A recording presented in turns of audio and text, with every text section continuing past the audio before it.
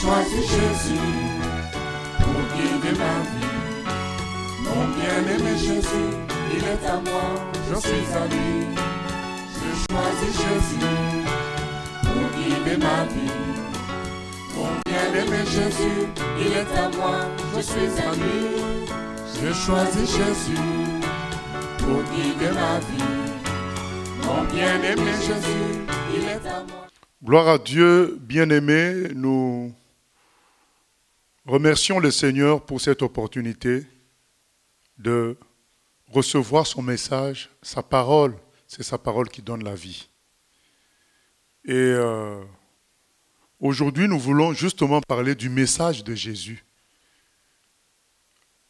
Jésus nous a donné un message qu'on appelle l'évangile. Aller prêcher la bonne nouvelle à toute la création. Et c'est très important, après beaucoup d'événements, après beaucoup de temps passé dans le monde chrétien, dans le milieu chrétien, de se rappeler et de se recentrer sur ce message-là. On est des humains, avec le temps, la distraction peut entrer dans nos vies ou dans notre travail et nous amener à nous éloigner petit à petit de l'essentiel, de ce qui est important. Et nous sommes dans ce temps de confinement qui doit nous servir justement à recentrer nos vies sur Jésus, à nous recentrer sur son message. Nous ne sommes pas les premiers à être confinés. Il y a eu Noé. Mais aujourd'hui, on va parler d'un monsieur, voilà, qui a vécu peut-être le plus dur de confinement. Même si vous allez me dire, ça n'a duré que 3 jours, 3 nuits. Mais je n'envie pas celui qui peut vivre dans un tel confinement. Nous allons parler aussi, donc nous allons parler de Jonas. Et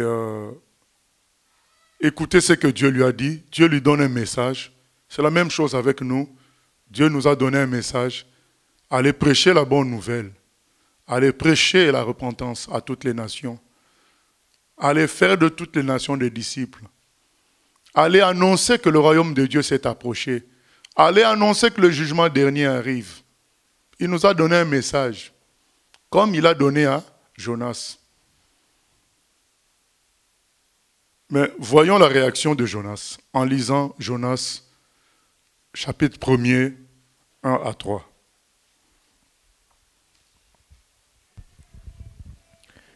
La parole de l'Éternel fut adressée à Jonas, fils d'Amittai, en ces mots.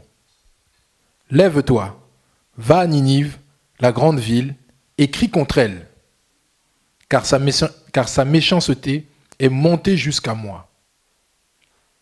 Et Jonas se leva pour s'enfuir à Tarsis, loin de la face de l'Éternel. Il descendit à Jaffo, et il trouva un navire qui allait à Tarsis. Il paya le prix du transport et s'embarqua pour aller avec le passager à Tarsis, loin de la face de l'Éternel. Voilà la réaction de Jonas après l'appel de Dieu. Il y a le frère qui me demandait avant qu'on commence l'enseignement, mais comment on peut résister à Dieu? Mais oui, on peut résister à Dieu quand on s'habitue à lui. Et quand on a passé de longues années en tant que chrétien, dans la routine des églises, on peut s'habituer à Dieu et ne plus respecter son instruction, son ordre. Jonas, on lui demande d'aller à Ninive. Lui, il dit non, je prends le bateau, direction opposée. Direction opposée, il paye. Il entre dans le bateau.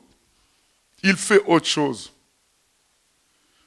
Et bien aimé, nous connaissons la suite. La suite, ça a été quoi? Le confinement. La suite, ça a été que la tempête a été envoyée par Dieu. Les gens ont fini par comprendre que le monsieur qui dormait tranquillement dans le bateau, ça devait être lui le problème. Et quand ils sont venus aborder Jonas, Jonas a dit, c'est moi le problème. Jetez-moi par-dessus bord. Bien-aimés, c'est vrai que les événements que nous vivons nous montrent que le nouvel ordre mondial se met en place, fait avancer ses pions, se positionne. C'est vrai que Satan fait son travail. Mais nous, on est les enfants de Dieu. Quand les événements arrivent, on doit chercher qu'est-ce que Dieu a voulu pour nous. Et quand on y regarde bien, on saisit le message de Dieu pour nous. Nous sommes pareils à Jonas. On a reçu un message pour le monde entier, pour l'humanité.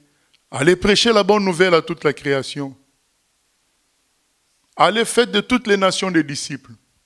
Allez prêcher la repentance. Nous, on a pris une autre direction. On s'est préoccupé de nous-mêmes. Que je sois un bon chrétien, que j'ai des dons spirituels, que notre église soit grande, qu'on prêche de telle manière. Au fait, Jonas s'est préoccupé de ses propres, de sa propre volonté à lui, de ses propres intérêts. Ah, mais c'est des païens là-bas. Pourquoi Dieu va m'envoyer vers de telles personnes? Moi, je suis juif. Je préfère aller faire une croisière. Il s'est préoccupé de lui-même et de ses tendances. Et c'est ce qui se passe dans les milieux chrétiens. On s'est préoccupé de nous-mêmes. L'Église fonctionne pour elle-même au lieu d'être un centre de formation pour missionnaires. Elle est devenue une entreprise tournée sur elle-même. Qu'elle grandisse, qu'elle grandisse, qu'elle grandisse. Qu'elle gagne en célébrité. On a oublié le message que Jésus nous a laissé. C'est pourquoi nous voulons nous recentrer sur ça. Parce que nous connaissons le même sort que Jonas, même si lui, il était quand même confiné dans le ventre d'un poisson, dans le ventre d'un monstre. Ah oui, oui, dans le ventre d'un monstre, d'un poisson. Et c'est dans le confinement que Jonas se réveille. Et notre souhait, c'est qu'on se réveille. Pas profiter du confinement pour regarder les films. Profiter du confinement pour faire pousser les cheveux. Mais profiter du confinement pour se ressaisir comme Jonas l'a fait. C'est pourquoi nous allons commencer par lire ce que Jésus lui-même donne comme consigne, donne comme but de sa venue. L'objectif de son histoire, c'est quoi? Nous lisons ça dans Luc chapitre 24. Jésus lui-même dit ce que nous devons faire par la suite. Il explique les choses. Bien-aimés, c'est le Seigneur qu'il faut écouter. Nous ne sommes que des répétiteurs. Nous répétons ce que lui, le Seigneur, a dit. Nous ne devons pas présenter ce que nous pensons. Nous devons présenter ce que le Seigneur a dit. Ce que nous pensons, nous réservons ça pour des choses floues. Mais quand les choses sont claires, nous présentons juste ce que le Seigneur a donné. Lisons Luc 24, 45 à 49.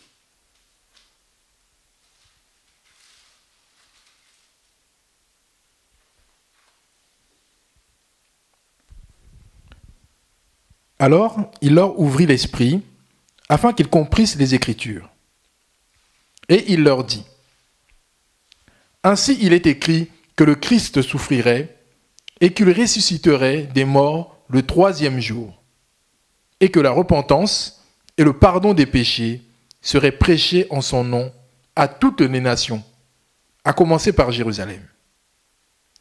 Vous êtes témoins de ces choses. Et voici, j'enverrai sur vous ce que mon Père a promis. Mais vous, restez dans la ville jusqu'à ce que vous soyez revêtus de la puissance d'en haut. » Amen. Voilà ce que le Seigneur leur dit à partir du verset 46. Il est écrit que le Christ souffrirait et qu'il ressusciterait des morts le 3e jour. Il dit, mais vous êtes témoins de ça, de mes souffrances. Parce que là, le Christ qui est en train de leur parler, c'est celui qui est déjà ressuscité. Il leur dit, vous êtes témoins de ça, de mes souffrances, et jusqu'à ma résurrection. Maintenant, quelle est la suite? La suite, c'est que la repentance et le pardon des péchés seraient prêchés en son nom à toutes les nations, à commencer par Jérusalem. La repentance et le pardon des péchés, ce n'est pas la guérison qu'on va prêcher, c'est la repentance et le pardon des péchés. Et Jésus est puissant pour guérir. Mais il nous a demandé de prêcher la repentance et le pardon des péchés. Et il nous promet que la puissance du Saint-Esprit viendra sur nous pour nous aider à exécuter ce travail-là. Et il nous promet ailleurs qu'il y a des miracles dans la Marc 16, 17 à 20. Il dit, allez prêcher la bonne nouvelle à toute la création. Voici les miracles qui accompagneront ceux qui auront cru, à partir du verset 17. Nous imposerons les mains aux malades, ils seront guéris. Mais tout ça, c'est à la suite de la prédication sur la repentance et le pardon des péchés. Parce que le péché reste le vrai problème de l'humanité. C'est le péché. C'est le problème individuel et collectif. C'est le péché. Et Christ est mort à la croix en portant tous nos péchés sur lui. Et il est ressuscité pour communiquer une nouvelle vie et surtout communiquer une vraie espérance. C'est ça la grande différence. C'est que par la résurrection de Christ, nous avons la preuve que la situation d'une personne, d'un pays, la situation d'un homme peut passer de l'état de mort à l'état de vie. C'est une espérance formidable. C'est pourquoi notre titre, c'est le message de Jésus et sa force. C'est quoi la force du message de Jésus? C'est la résurrection. Par la résurrection, nous savons que le message de Jésus est vrai. Parce que voilà ce que ça produit. Ça fait passer des gens, ça l'a fait passer lui-même de la mort à la vie. Donc, nous croyons que tous ceux qui se confient en Jésus peuvent passer de la mort aussi à la vie. C'est ça la force du message. Christ est mort pour les péchés. Il a souffert pour les péchés. Par la suite, il est ressuscité. Donc, l'œuvre de la croix a réussi. Du coup, ça produit une nouvelle race, une nouvelle vie. C'est ça le message du Seigneur. Bien-aimés, pourquoi, d'où vient l'idée qu'on partage cela? C'est que, bien-aimés, beaucoup de chrétiens ont été perturbés par tout ce qui s'est passé, surtout en France, concernant des chrétiens qui sont tombés par ce virus et le fait que même des serviteurs de Dieu sont tombés par ce virus. Et les chrétiens ont été perturbés. Mais qu'est-ce que nous allons dire désormais aux païens, puisque nous subissons le même sort? Pourquoi les chrétiens sont perturbés? Parce que ils ont, avec le temps, changé le message de Jésus le message de Jésus est devenu un message de prospérité personnelle et collective. Ce qui fait que, devant la débâcle liée à ce virus, ils ne savaient plus quoi présenter aux païens. On va sortir du confinement. Il faut se relancer comme Jonas dans le message que Dieu lui avait donné. Mais c'est quoi ce message? C'est ce qu'on est en train de lire. C'est dire aux humains, regardez, tout est en train de se détruire. Tout se détruit. Malgré les tentatives de faire des organisations de paix, des organisations mondiales de la santé, malgré tout ça, tout se détruit malgré le fait qu'on dise on réduit les armes. Au contraire, les pays ne font que s'armer. Et cette destruction est due à quoi? Est due à ce que la Bible appelle le péché, le mal dans l'homme. Depuis que le premier homme a péché, le mal s'est répandu sur tous les hommes et sur la création. Et donc la Bible nous explique que tout cela est appelé à se détruire. Totalement, ce péché amène à la ruine, à la mort de l'univers, à la mort de tout. Mais en attendant cette destruction totale, Dieu a envoyé son Fils Jésus pour qu'il prenne le péché sur lui, les péchés sur lui, et que tous ceux qui veulent être sauvés puissent l'être parce que leur péché serait déjà sur Jésus. C'est ça la solution de Dieu. Et donc Jésus a subi maintenant la condamnation de l'univers.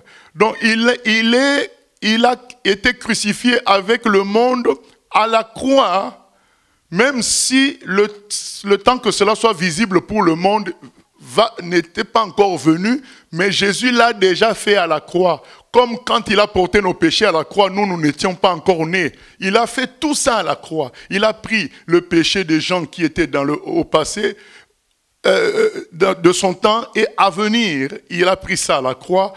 Il a détruit le monde du passé, du présent, de l'avenir. Tout ça a été détruit à la croix, de sorte que, par sa résurrection, tout devienne nouveau. Voilà le message qu'on doit présenter à tout homme. C'est que Jésus est venu pour faire passer les choses de la mort à la vie, la mort à la croix. À cause de quoi? À cause du péché. Mais ça ne s'arrête pas là parce qu'il ressuscite le 3e jour pour maintenant commencer un nouveau monde.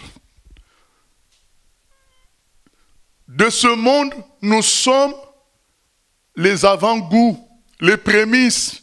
Même si nous avons encore un corps faible, un corps qui est appelé à se détériorer pour disparaître, mais nous avons l'Esprit de Dieu par la résurrection de Jésus qui est un avant-goût de ce nouveau monde à venir où tout sera nouveau. Voilà le message de l'Évangile. Voilà ce qu'on doit présenter aux gens. Maintenant, si au passage, le Saint-Esprit nous pousse à prier pour la guérison des gens, à chasser les démons, nous le faisons. Mais le message de Jésus, c'est celui-là. Le monde s'avance en destruction à cause du péché. Tout homme va à sa mort à cause du péché.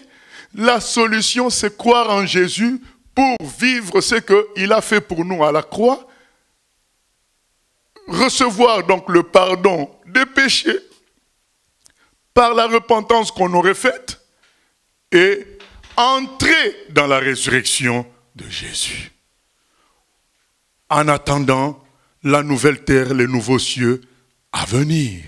Voilà le message en résumé qu'on doit présenter aux gens.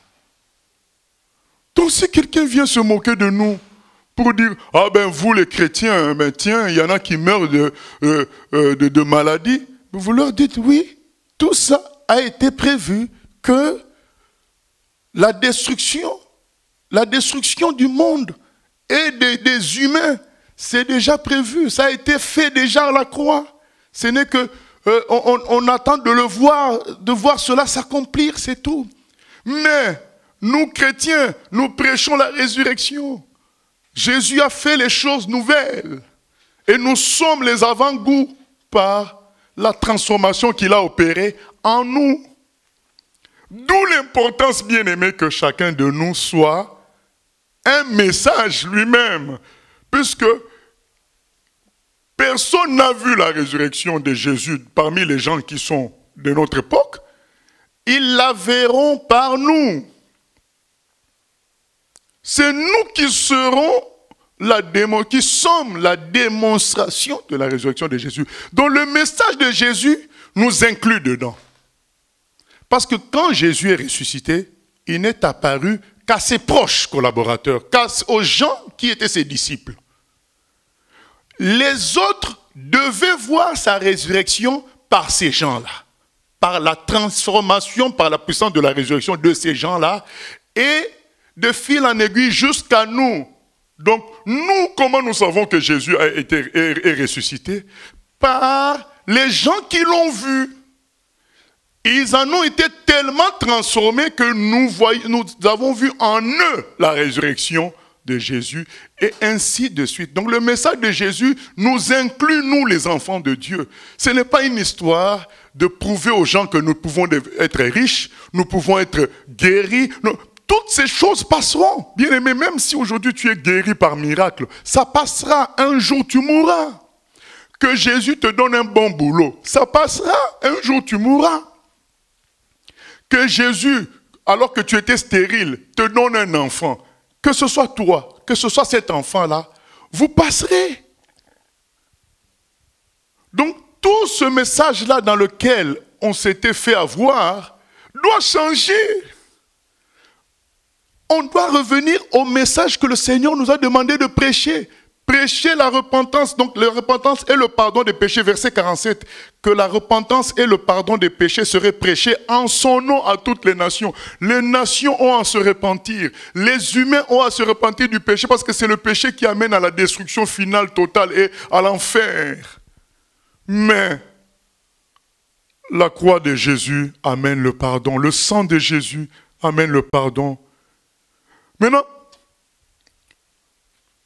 vous allez me dire, mais nous ne sommes pas justement les seuls qui parlent de salut. Il y a plein d'autres religions qui parlent de formes de salut. Mais bien aimé, la différence, c'est pourquoi on a intitulé la force du message de Jésus, c'est la résurrection. La différence entre ce que Jésus fait et dit et les autres religions, c'est que Jésus-Christ a démontré qu'il avait les moyens de sa politique. Donc, il a prêché qu'il doit souffrir pour porter les péchés de l'humanité. Et quand il aurait accompli le sacrifice, il ressusciterait le 3e jour pour inaugurer un monde nouveau. Et il est ressuscité. D'où nous sommes sûrs que le reste va se passer. La résurrection est la force du message de l'évangile. Vous allez me prendre Mahomet. Oui, il promet des fêtes au ciel, il promet des boîtes de nuit au paradis, tout ainsi de suite. Mais lui-même, il est mort d'empoisonnement. Il n'est pas revenu à la vie. Il est sous terre. Comment il peut nous prouver que ce qu'il a dit est vrai? Parce que la question peut nous être posée à nous tous. Mais pourquoi croire en vous plus qu'à un musulman, plus que... La réponse est simple, c'est que notre message est vrai parce que la conséquence de ce message a été prouvée, c'est la résurrection de Jésus. Jésus est ressuscité, confirmant son message par sa propre résurrection personnelle. Du coup, puisque lui-même est ressuscité, nous pouvons croire en notre résurrection, en nous et en la résurrection de tout.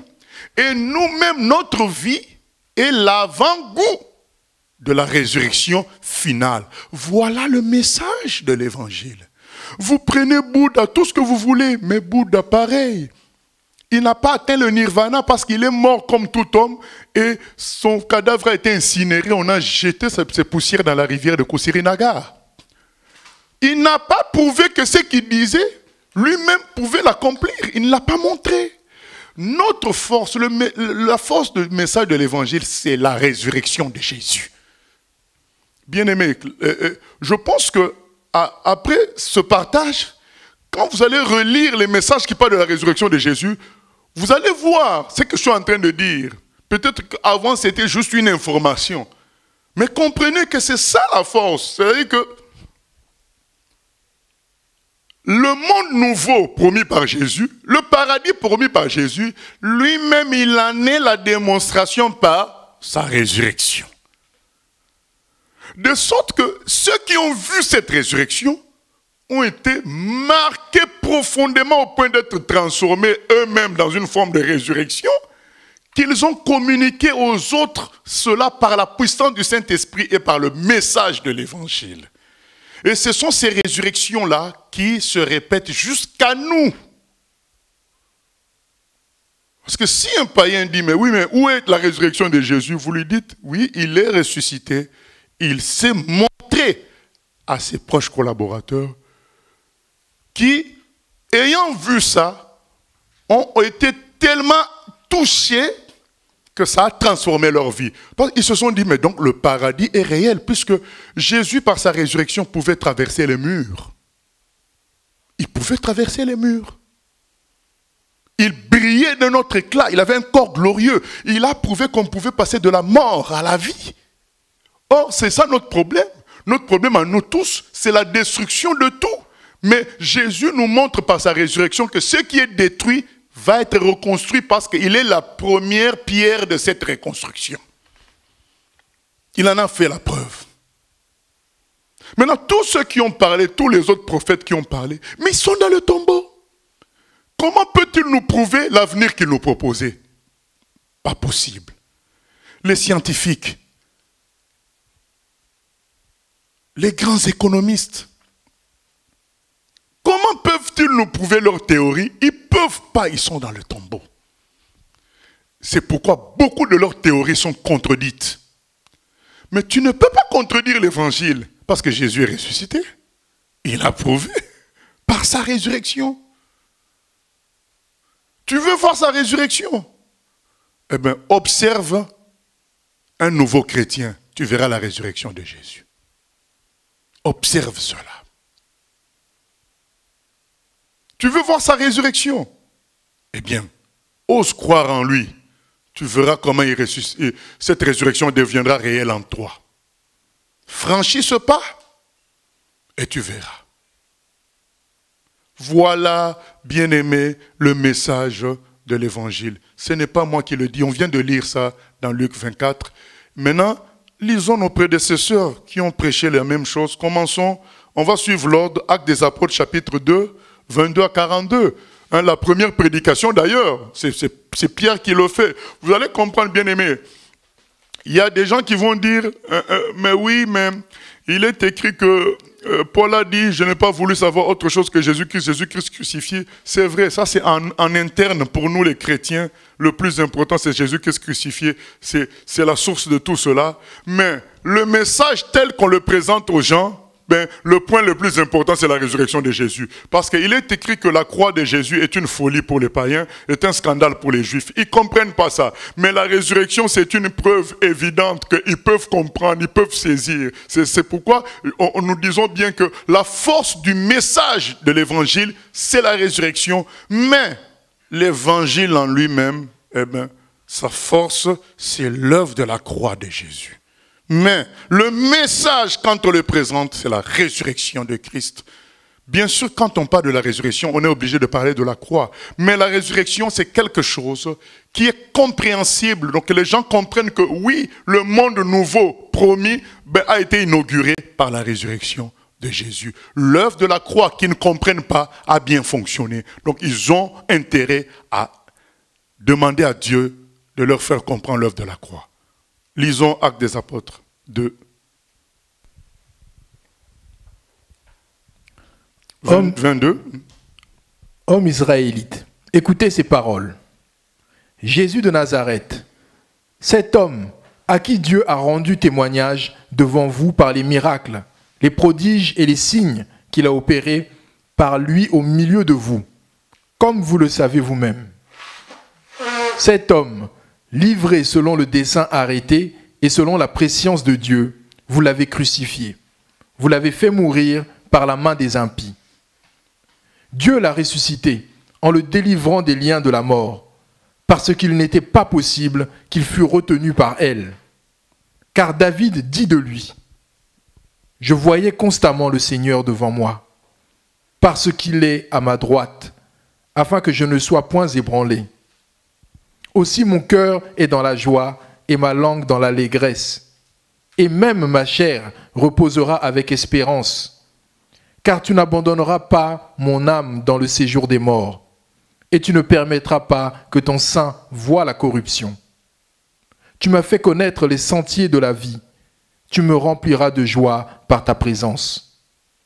Hommes frères, qu'il me soit permis de vous dire librement au sujet du patriarche David qu'il est mort, qu'il a été enseveli et que son sépulcre existe encore aujourd'hui parmi nous.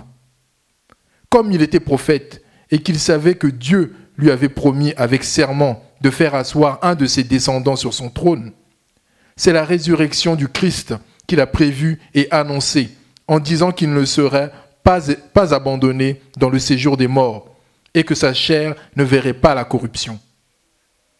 C'est ce Jésus que Dieu a ressuscité. Nous en sommes tous témoins. Élevé par la droite de Dieu, il a reçu du Père le Saint-Esprit qu'il avait été promis. Et il l'a répandu comme vous le voyez et l'entendez.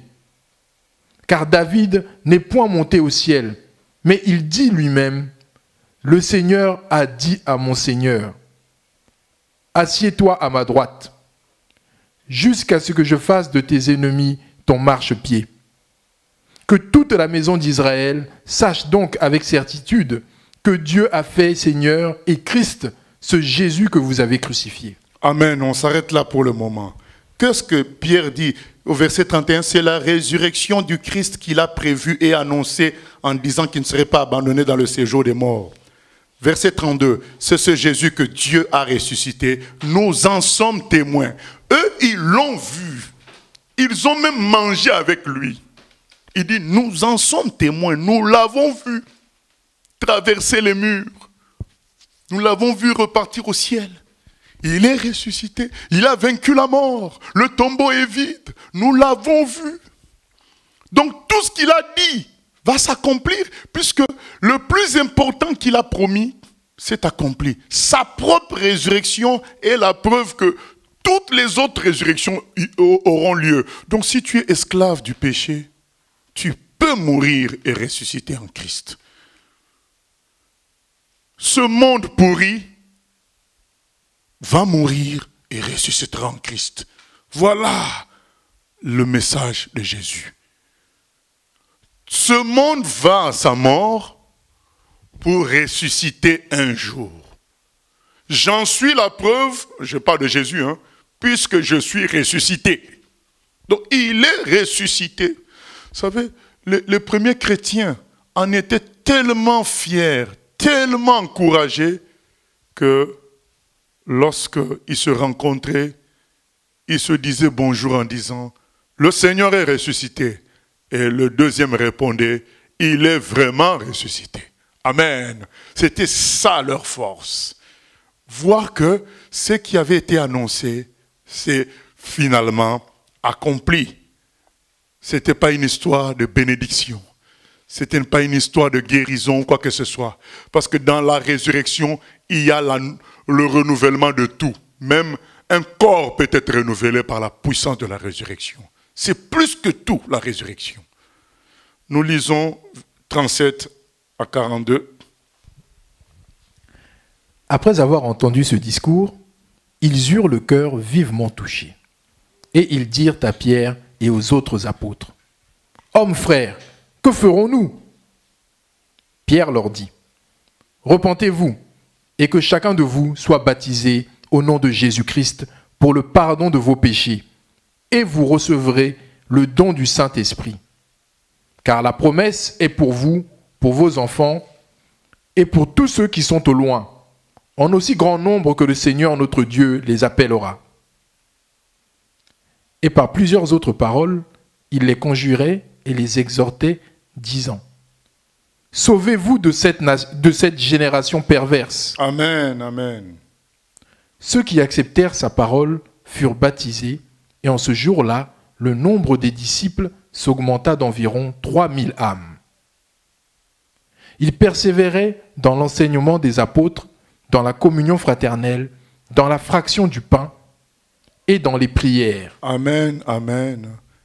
Sauvez-vous, verset 40, de cette génération perverse. Voilà le message de l'évangile. Dire aux gens, arrêtez avec le processus de pourrissement et de destruction.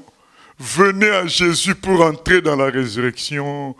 Repentez-vous de l'ancienne façon de vivre.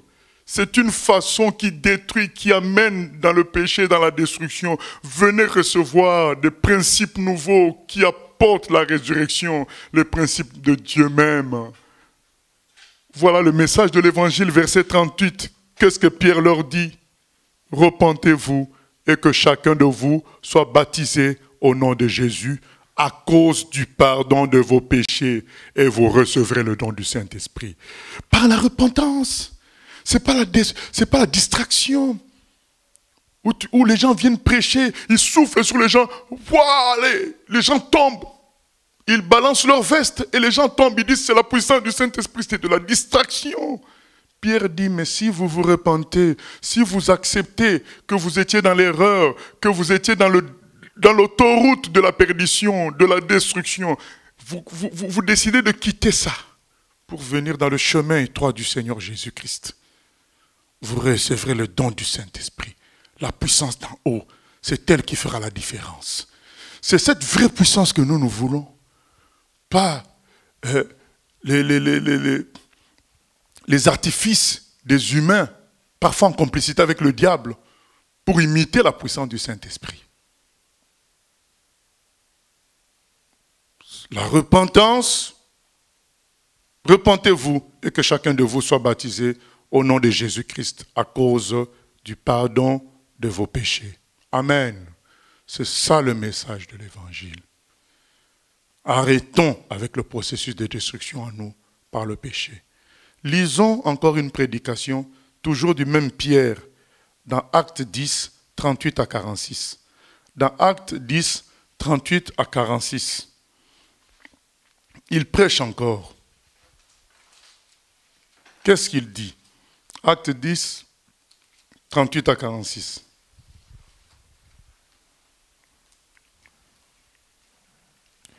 Vous savez comment Dieu a oint du Saint-Esprit et de force Jésus de Nazareth, qui allait de lieu en lieu, faisant du bien et guérissant tous ceux qui étaient sous l'empire du diable, car Dieu était avec lui.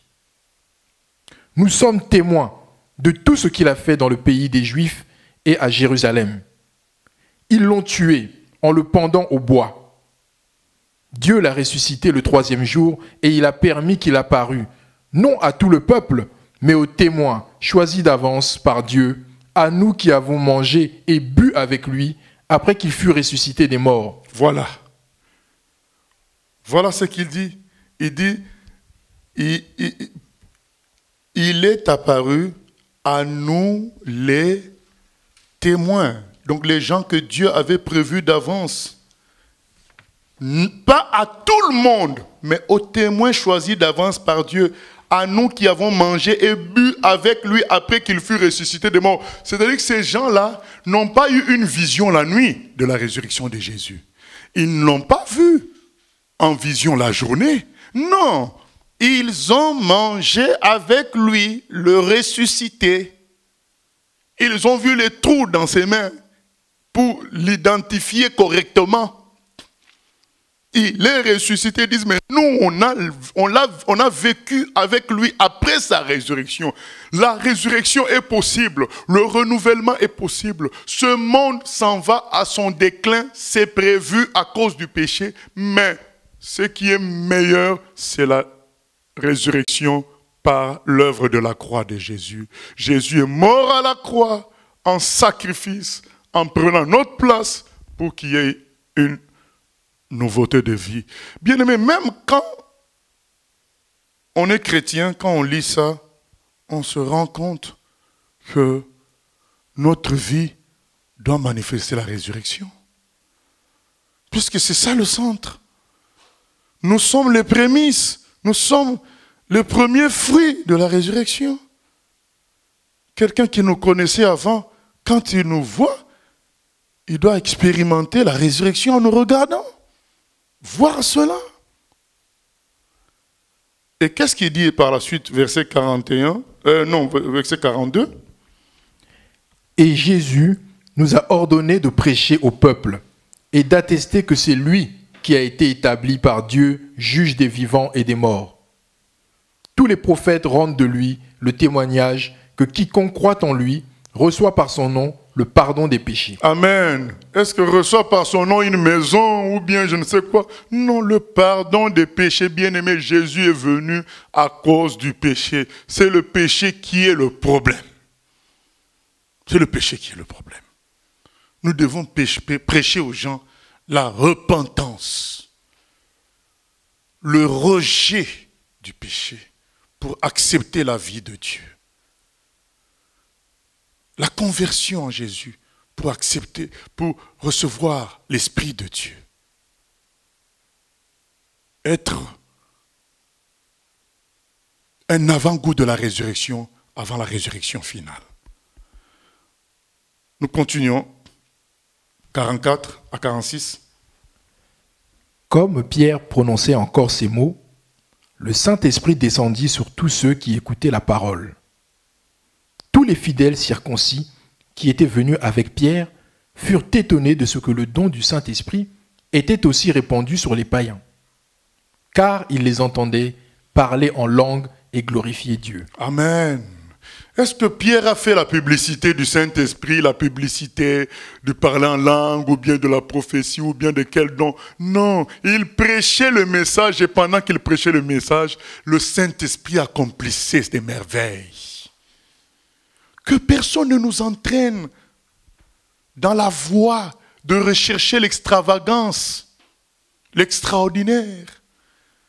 Dieu nous a donné un message à partager, comme il a dit à Jonas, va partager tel message. Jonas a pris une autre voie, et nous avons pris une autre voie. Nous cherchons à nous prouver à nous-mêmes qu'on est serviteurs puissants. Il faut faire ceci, il faut faire cela, il faut produire ceci. Mais non, on t'a demandé de présenter un message. Présente le message que les humains doivent se repentir.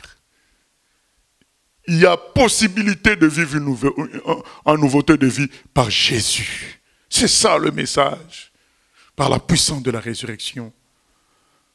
Nous lisons encore un de nos frères qui prêche dans Actes 17, un autre apôtre qui n'était pas parmi les 12, mais qui va prêcher la même chose.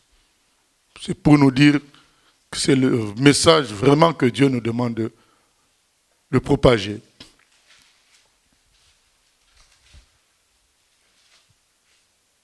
Actes des apôtres 17, 22 à 31. Paul, debout au milieu de l'aréopage, dit « Hommes athéniens, je vous trouve à tous égards extrêmement religieux. Car, en parcourant votre ville et en considérant les objets de votre dévotion, j'ai même découvert un autel avec cette inscription, à un Dieu inconnu. Ce que vous révérez sans le connaître, c'est ce que je vous annonce. Le Dieu qui a fait le monde et tout ce qui s'y trouve, étant le Seigneur du ciel et de la terre, n'habite point dans des temples faits de mains d'hommes. Il n'est point servi par des mains humaines, comme s'il avait besoin de quoi que ce soit, lui qui donne à tous la vie, la respiration et toutes choses. Il a fait que tous les hommes, sortis d'un seul sang, habitassent sur toute la surface de la terre, ayant déterminé la durée des temps et les bornes de leur demeure. Il a voulu qu'ils cherchassent le Seigneur et qu'ils s'efforçassent de le trouver en tâtonnant, bien qu'il ne soit pas loin de chacun de nous. Car en lui, nous avons la vie, le mouvement et l'être. C'est ce qu'ont dit aussi quelques-uns de vos poètes. De lui, nous sommes la race. Ainsi donc, Étant la race de Dieu, nous ne devons pas croire que la divinité soit semblable à de l'or, à de l'argent ou à de la pierre, sculptée par l'art et l'industrie de l'homme. Dieu, sans tenir compte des temps d'ignorance, annonce maintenant à tous les hommes, en tout lieu, qu'ils aient à se repentir, parce qu'il a fixé un jour où il jugera le monde selon la justice, par l'homme qu'il a désigné, ce dont il a donné à tous une preuve certaine en le ressuscitant des morts. Amen, amen. Il a donné la preuve de ce qu'il dit par la résurrection de Jésus. Il prouve que c'est Jésus qui est le premier ressuscité qui jugera la suite. C'est lui. La résurrection en est la démonstration. Et pourquoi il va juger le monde? Mais à cause du péché. Le problème, c'est le péché. Chacun de nous doit prendre conscience de cela. Et aujourd'hui, dire au Seigneur, Seigneur, je prends la décision de rejeter le péché. Même si ça fait longtemps que tu es chrétien, j'ai la conviction de nous appeler à cela. Prends la décision de rejeter le péché sous toutes ses formes. Tu diras ça au Seigneur. Seigneur, même les formes que je néglige ou que j'ignore, Seigneur, toi tu sais qui je suis. Amène-moi dans le rejet total du péché.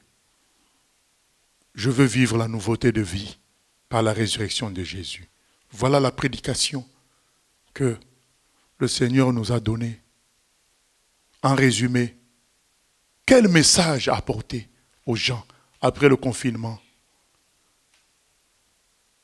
Le monde est en train de se détruire. Le monde est en train d'aller à sa destruction totale. Les gens qui sont morts avant, les empires qui sont morts avant, les problèmes climatiques, les problèmes de guerre, les problèmes de peste en sont la démonstration. Alors, qu'est-ce que vous proposez, chrétiens? Nous proposons Jésus. Mais comment on sait que ça marche avec Jésus? Parce que lui-même est ressuscité. Il est passé de la mort à la vie. Et il promet que à tous ceux qui croient en lui, il donnera cette même résurrection. Parce qu'à la croix, à Golgotha, il a pris le péché de tout le monde. Il a pris le péché de toute l'humanité. Et l'humanité entière a été jugée en lui en ce moment-là. En attendant la vision officielle de tout cela. Tout s'est fait à la croix. De sorte que quiconque croit en Jésus peut maintenant entrer dans la vie de la résurrection, dans la vie éternelle. Mais comment nous sommes sûrs de tout ça? Lui-même est ressuscité. Voilà comment nous savons que nous sommes dans le vrai. Jésus lui-même est ressuscité. Et il a mangé avec les pierres. Il s'est promené avec eux. On sait que nous aussi nous pouvons vivre cela. Voilà le message à apporter. Nous clôturons avec Jonas 2. Ayant compris son erreur dans le confinement, dans le ventre du poisson, Jonas a prié. Lisons le chapitre 2. Jonas chapitre 2. L'Éternel fit venir un grand poisson pour engloutir Jonas. Et Jonas fut dans le ventre du poisson et Jonas fut dans le ventre du poisson 3 jours et 3 nuits. Jonas dans le ventre du poisson pria l'Éternel, son Dieu. Il dit, « Dans ma détresse, j'ai invoqué l'Éternel, et il m'a exaucé.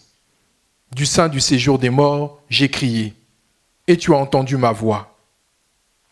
Tu m'as jeté dans l'abîme, dans le cœur de la mer, et les courants d'eau m'ont environné. Toutes tes vagues et tous tes flots ont passé sur moi. Je disais, je suis chassé loin de ton regard, mais je verrai encore ton saint temple.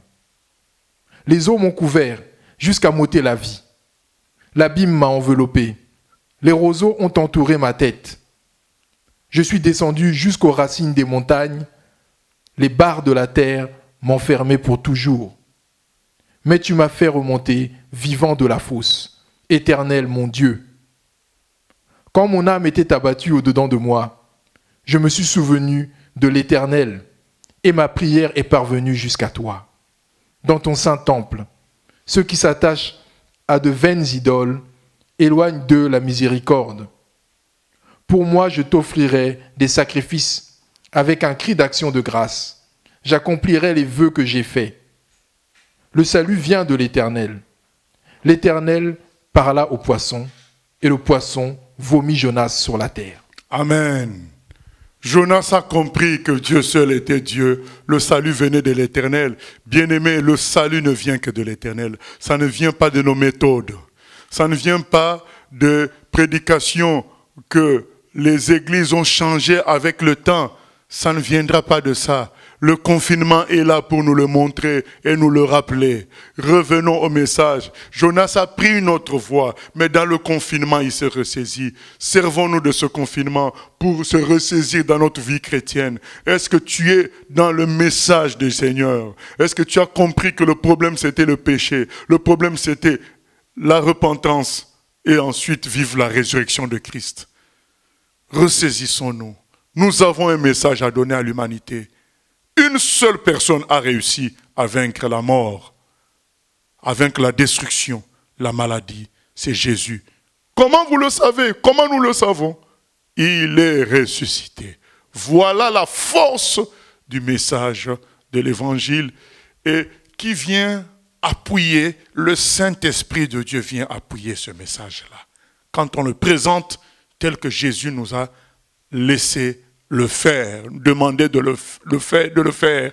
Si on présente les choses ainsi, le Saint-Esprit de Dieu vient accompagner son message de sa puissance. Qu'aujourd'hui, bien-aimés, soit un jour nouveau pour chacun d'entre nous. Un jour de gloire. Jésus est ressuscité, il est vraiment ressuscité. Voilà le message que Dieu donne et à son Église et aux humains du monde entier. Revenons à Dieu, repentons-nous de notre ancienne vie et acceptons la nouvelle vie en Christ Jésus par sa mort à la croix et par sa résurrection. Prions le Seigneur. Éternel grand Dieu, nous venons prier pour que tu nous introduises dans ce qui vient d'être prêché, que cela soit concret en nous, qu'une nouvelle vie commence dans chaque personne qui a entendu ce message. La vie de la résurrection, une vie où on est conscient que le monde se détruit, on n'a pas besoin de s'accrocher aux choses de la terre. On doit revenir au message de l'Évangile, qui est la repentance pour recevoir le pardon des péchés et entrer dans une nouvelle vie par la résurrection de Jésus. Merci Seigneur de nous pardonner, de nous purifier par le sang de l'agneau. Qu'une nouvelle vie commence pour chacun d'entre nous, basée sur ta parole, basée sur les enseignements des apôtres, les prières, la communion fraternelle et la fraction du pain. Une nouvelle vie où nous allons chercher à présenter le message de Jésus à tous les humains par la puissance du Saint-Esprit. Ô Seigneur, nous t'aimons pour ce que tu es, fidèle, bon, amour et vérité. À toi la gloire, la louange au siècle des siècles. Amen. Mardi, on se retrouve à 18h30 comme d'habitude, même si on commence légèrement 10 minutes avant avec quelques chants pour permettre aux gens de se connecter tranquillement. L'étude biblique commence à 18h30 et le thème, ça sera le message de l'Évangile. Donc, en fait, c'est le même thème qu'aujourd'hui, mais voilà, on va essayer de parler davantage et donner d'autres passages. Donc, c'est ça le thème. Donc, si on a des questions, prière de nous les faire parvenir par le site internet, YouTube ou bien le téléphone de la sœur Mylène, 06 17 52 93 66. 06 17 52 93 66. Que Dieu nous bénisse et à la prochaine.